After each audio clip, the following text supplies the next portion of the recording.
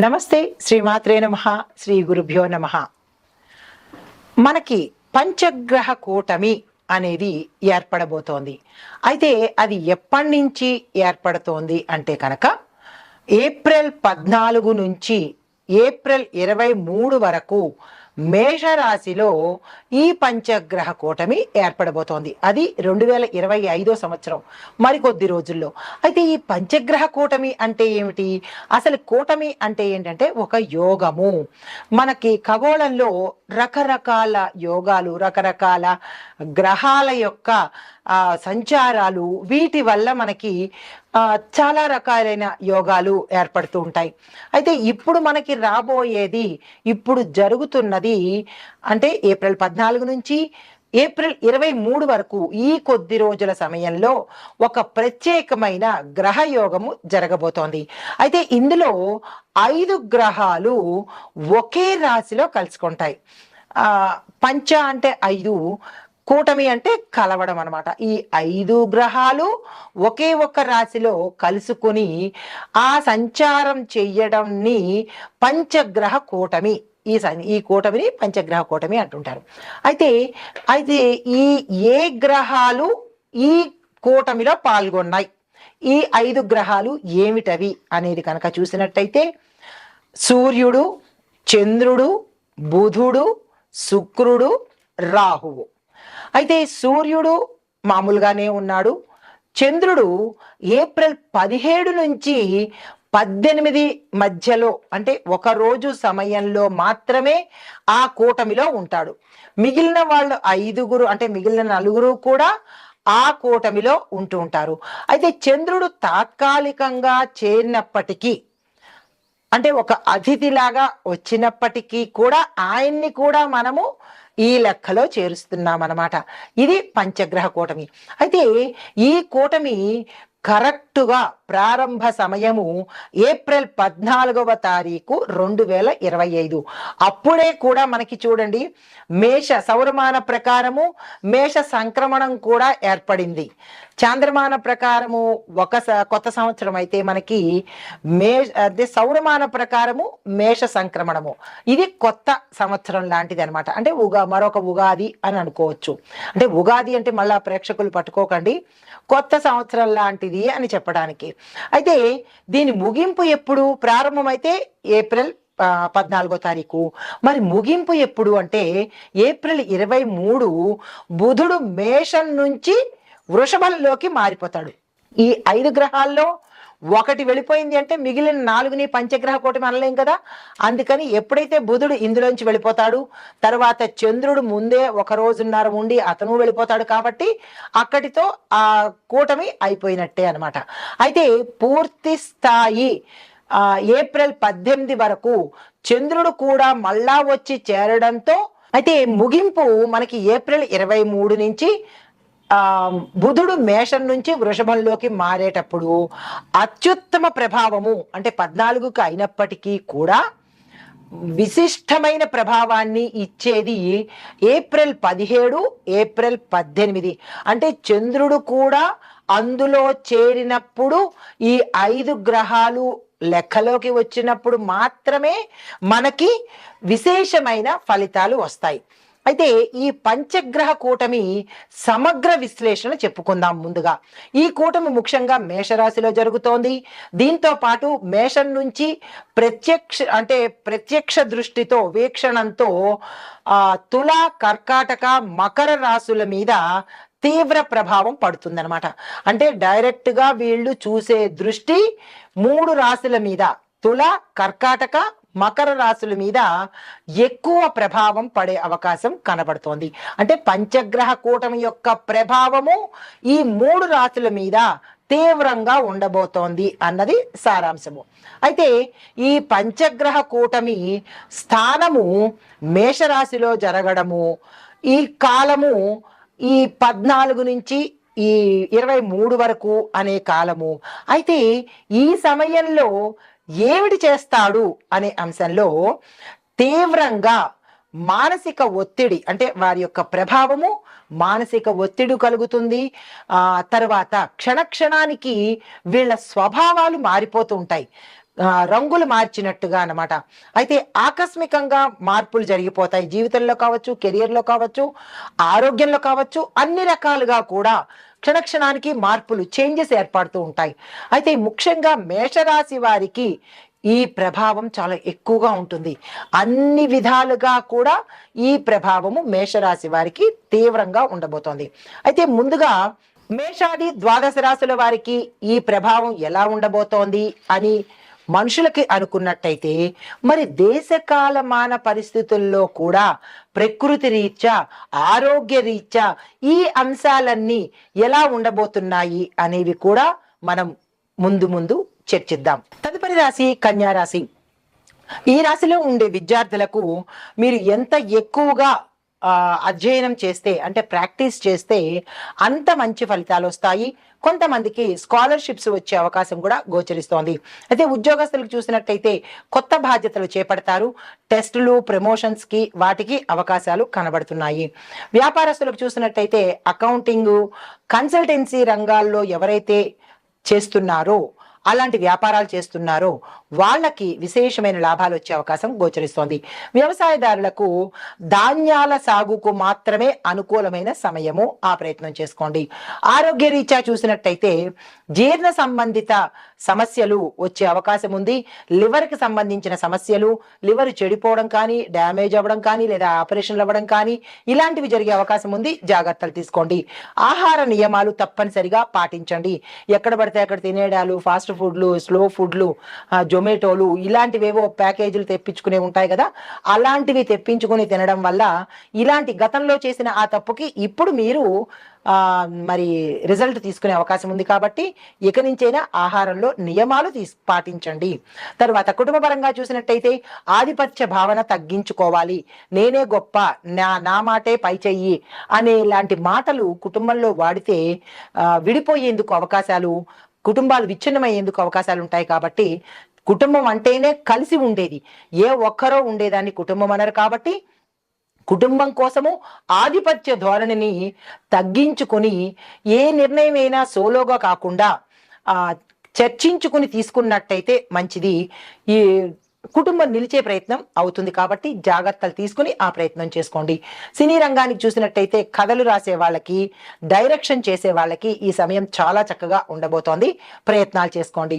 రాజకీయ రంగంలో చూసినట్టయితే కనుక మీరు ఏదైనా చక్కని ప్రణాళికలు వెయ్యాలి అంటే కనుక ఇది కరెక్ట్ టైము, ఆ ప్రయత్నం తప్పనిసరిగా చేసుకోండి. ఐటీ రంగంలో ఉన్న వాళ్ళకి చూసినట్టయితే ప్రోగ్రామింగు, అనలిటిక్స్లో ఉండే వాళ్ళకి విశేషమైన ప్రగతి, డెవలప్మెంటు, గ్రోత్ కనబడుతోంది.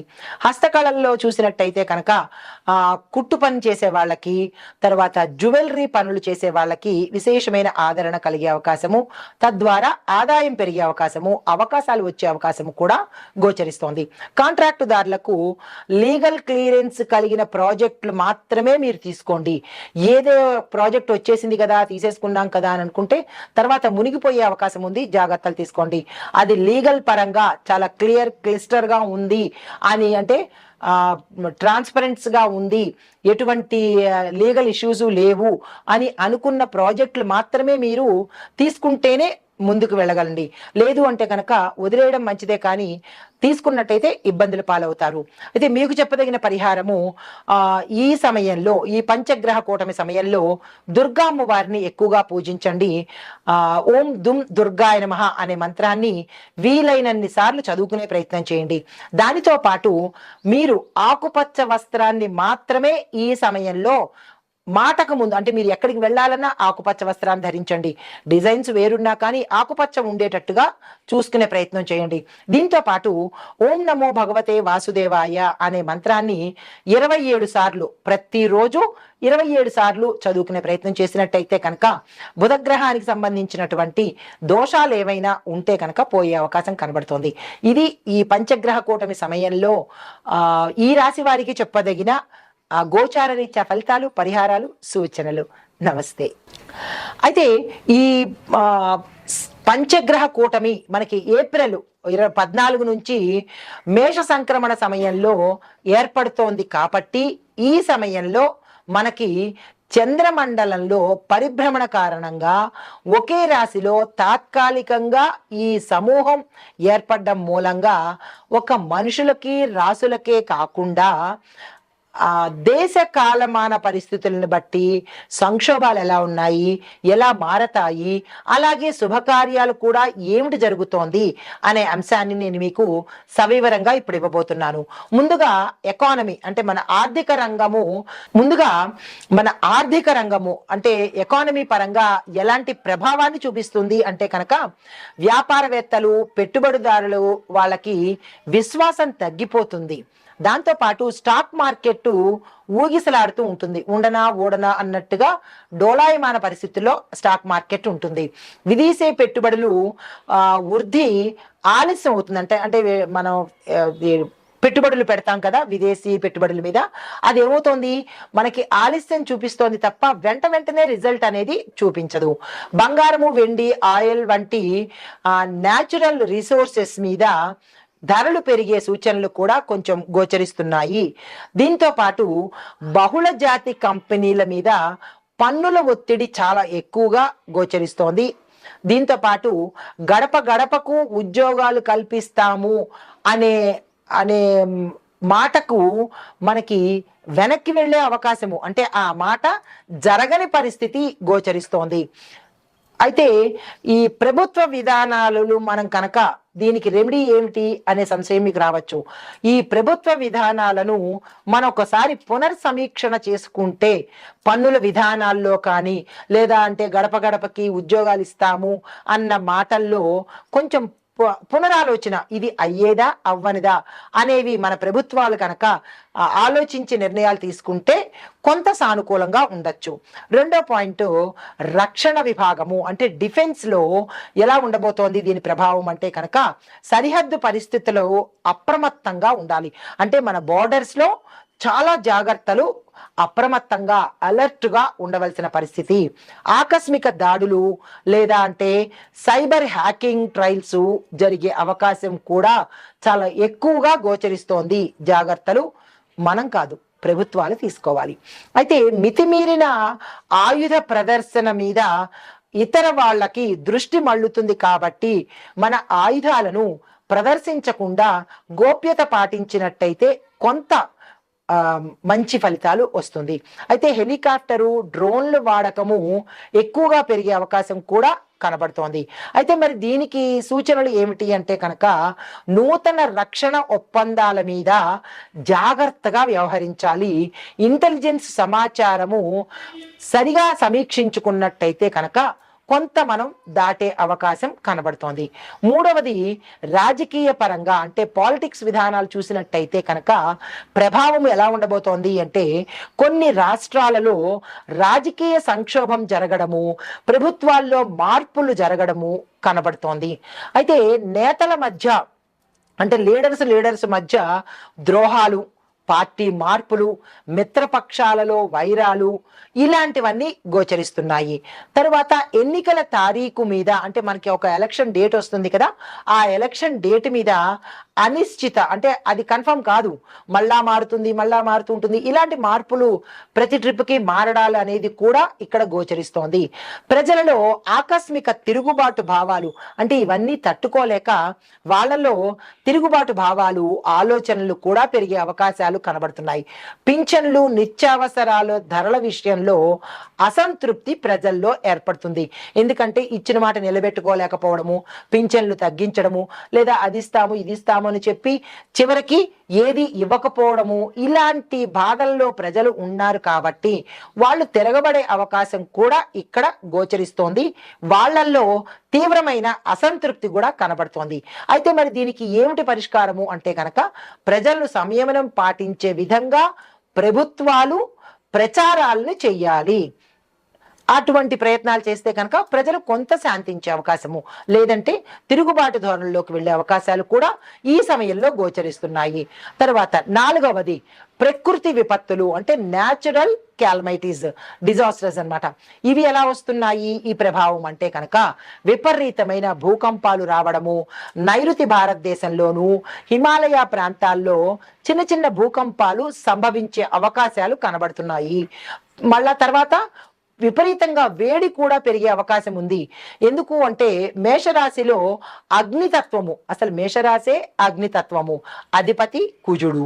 అయితే అందులోనూ సూర్యుడు ప్రవేశము కాబట్టి అగ్నితత్వం ఎక్కువగా ఉండడం వల్ల, ఎండలు ఎక్కువగా ఉండడం వల్ల వడగళ్ల వాన, అంటే వాతావరణంలో కూడా అనిశ్చితి, విపరీతమైన వేడి, మళ్ళా అదే క్షణంలో వర్షాలు, అందులోనూ వడగళ్ల వానలు ఇలాంటివి కలగడము, మళ్ళా అంటే కొన్ని ప్రాంతాలని తుడిచిపెట్టేసి వరదలు కూడా, అంటే ముంచేసే వరదలు కూడా సంభవించే అవకాశాలు ఈ సమయంలో గోచరిస్తున్నాయి. అంటే పంచగ్రహ కూటమి అనేది ఒక రకంగా విపత్తుకు కారణమే. అగ్ని ప్రమాదాలు చూసినట్టయితే, అంటే ఒక్కొక్క డిజాస్టర్ చూసినట్టయితే భూకంపాలు, తుఫాన్లు, అతి ఎండలు, తర్వాత అగ్ని ప్రమాదాలు పరిశ్రమల వద్ద కానీ, లేదా అంటే ఇళ్లల్లో కానీ, లేదా ఒక కూటమిలో కానీ విపరీతంగా అగ్ని ప్రమాదాలు, షార్ట్ సర్క్యూట్స్ అవ్వడము ఆ షాపుల్లోనూ ఆఫీసుల్లోనూ, ఇంకా ఇక్కడ అక్కడ అని కాదు, ఎక్కడైతే మనకి ఎలక్ట్రిక్ సంబంధించి అగ్నికి సంబంధించిన ఉంటాయో హోటల్స్ ఇలాంటి వాటిల్లో విపరీతమైన అగ్ని ప్రమాదాలు జరిగే అవకాశాలు చాలా తీవ్రంగా కనపడుతున్నాయి. అయితే దీనికి సంబంధించిన సూచనలు ఏమిటి అంటే కనుక అగ్నిమాపక సిబ్బంది ఎప్పటికప్పుడు అలర్ట్గా ఉండడము, నిర్వహణ సిబ్బందిని అప్రమత్తంగా ఉంచడము. అగ్ని ప్రమాదం జరిగిన 12 రోజులకో 15 రోజులకో వెళ్ళడం కాకుండా, అంటే దానికి సంబంధించినటువంటి స్టాఫ్ రెడీగా ఉంటే జరిగిన వెంటనే వెళ్ళేటట్టుగా ఉండాలి. దట్టు ఇంకొకటి ఏంటి, ఈ ఫైర్ ఆఫీసెస్ కూడా సాధ్యమైనంత అంటే తక్కువ కూడలిలో ఉండేటట్టుగా, అంటే 1 కిలోమీటరు లేదంటే 2 కిలోమీటర్ల దూరంలోనూ అలా దగ్గరగా ఉండేటట్టుగా అయితే అందుబాటులోకి వచ్చే అవకాశాలు కనబడుతుంటాయి. కాబట్టి ఇలాంటి సూచనలు చెప్పడం జరిగింది. అది ప్రభుత్వం పాటించే ఏర్పాట్లు చేసుకోవాలి. తర్వాత మహమ్మారి జబ్బులు ఉంటాయి కదా, డిసీజెస్. ఈ డిసీజెస్ ఎలా ఉన్నాయి అంటే మేషము తలవైపు రాశి కావడంతో మానసిక, అంటే ఈ మేషము తల భాగంలో ఉంది, అందులోనూ ఈ పంచగ్రహ కూటమి జరిగింది, దానిలోనూ మేష సంక్రమణం జరిగింది, అంటే రవి సంక్రమణం జరిగింది. ఇన్ని జరగడం వల్ల ఏమైందంటే మానసికంగా, అంటే మనసు మీద ప్రభావాన్ని ప్రజల్లో కనిపిస్తూ ఉంటుంది.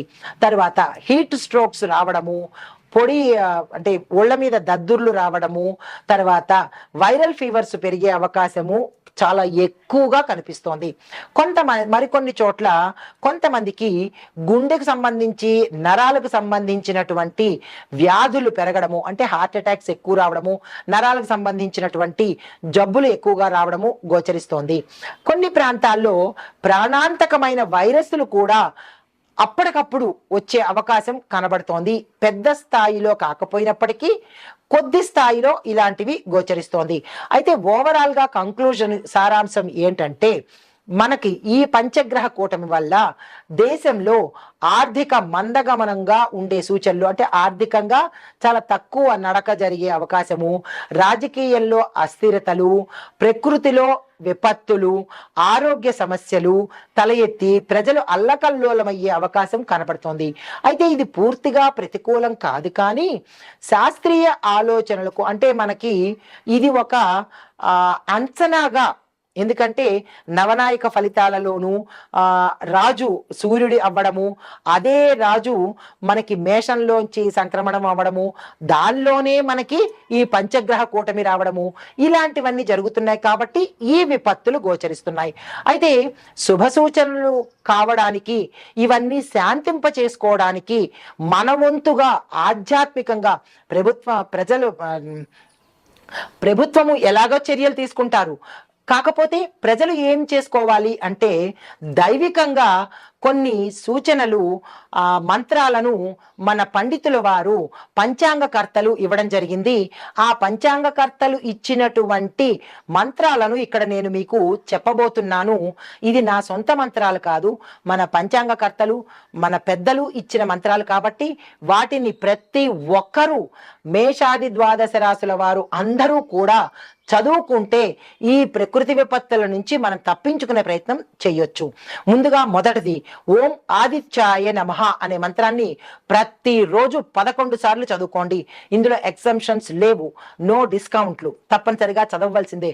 ఎందుకు అంటే రవి ప్రభావము చాలా ఎక్కువగా కనబడుతోంది. తరువాత దీన్ని ఉపశమనం చేసుకోవటానికి, ఈ ప్రమాదాల నుంచి కాపాడేవాడు హనుమంతుడు.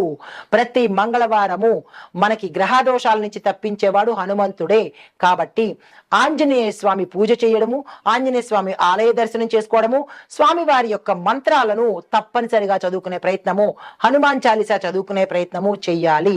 ఇందులో ఎటువంటి అనుమానము లేదు.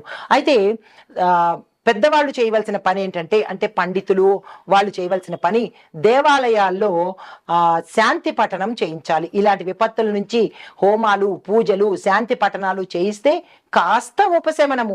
ఇప్పుడు మండుటెండలోంచి ఏసీలో కూర్చుంటే ఎంత శాంతిగా ఉంటుందో అలాగే ఈ విపత్తుల నుంచి మమ్మల్ని కాపాడండి అని అల్టిమేట్గా దైవ ప్రార్థనకు మించినది మరొకటి లేదు. కాబట్టి పండితులు ఇటువంటి ప్రతి దేవాలయాల్లోనూ ఇటువంటి పరిహారాలు తప్పనిసరిగా తీసుకోండి. తరువాత పితృతర్పణ, పితృదోషాలు కూడా ప్రతి ఒక్కరికి ఇలాంటి బాధలు పడ్డానికి కనబడుతుంది. అది మీ జాతకరీత్యా పితృదోషాలు ఉన్నాయో లేదో తెలియదు, కానీ అలాంటి ఉన్నవాళ్ళు ఇంకా ఎక్కువగా అనుభవించే అవకాశం కనబడుతుంది. కాబట్టి పితృతర్పణాలు ఇచ్చుకోండి. ఒక గోమాతలో 33 కోట్ల దేవతలు ఉంటారు కాబట్టి గోమాత పూజ చేసుకోండి. గోవుకి గ్రాసాన్ని తినిపించండి. అలా చేస్తే కనుక కుటుంబంలో శాంతి ఏర్పడుతుంది. మొత్తం అంతా శాంతి మనం ఒక్కళ్ళం చేయలేం కాబట్టి ప్రతి కుటుంబము శాంతిగా ఉంటే విపత్తులు అనేవి దగ్గరికి రావు. కాబట్టి సాధ్యమైనంత వరకు దాన ధర్మాలు చేసుకోండి, మానవత్వాన్ని చూపించండి, దైవారాధన చేసుకోండి. ఇలాంటి విపత్తుల నుంచి మనల్ని మనం కాపాడుకున్న వాళ్ళం అవుతాము.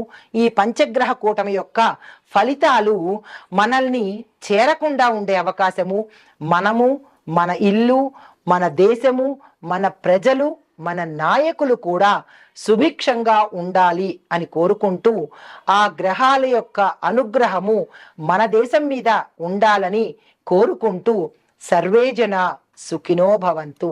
నమస్తే.